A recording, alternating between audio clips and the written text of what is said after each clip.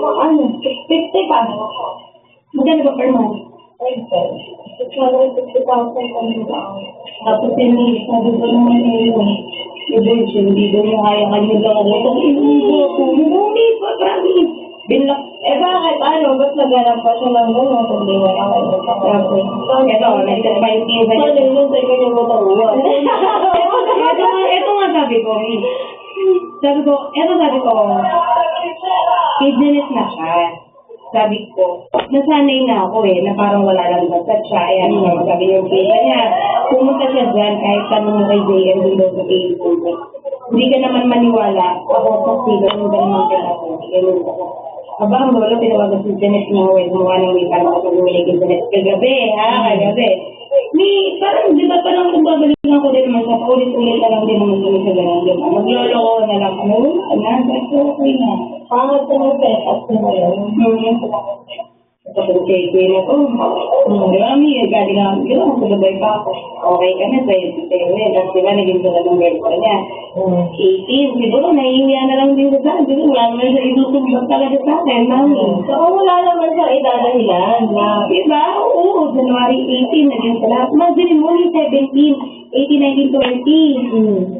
Ay, hindi ko dito, 8, 9, 30, 21 days. Dito 21 days na yun, hanggang second week ng January, kinawagan ko siya. Ng every Friday, di ba? Tapos 18 kayo na, no? Ano sabi niya sa akin, nalungkot lang daw siya. Panginoon mo, sabi ko, nakakatakot ka naman malungkot, nawawa siya o feeling. Sabi ko, gano'n sa ano. Gano'n talaga kahit mo lang sa ano siya. Oo. Example na natin, bago ano siya, situation dito. Kapag natingin mo, wala ko sa isang buwan. Pag-jowa niya na yung... Kaya nga, kasamaan niya. Sabi ko nga sa kanya, wala namang problema, sabi ko sa kanya, wala ka namang maririnig sa akin. Pero syempre, di ba yung parang, sabi ko, ano yung pag-bumaga sinasabi mo? Sabi ko, okay, kasi uwi ako, nagkita pa kaya bago ko mag-flight sabi ko, yung puputan ko. Sinilitaan pa ako na jatilin ako. Hindi ko sabi ko, ganun mo, salita mo na ganun ko.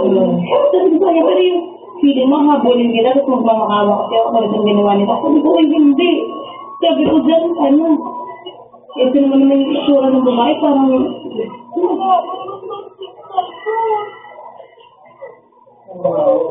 sabi, alam na namin ni Kim, sabi ko, kay Deda, oo, wala yun. Pero hindi ko naman siya nga ginagalo, alam mo, gwapo mo.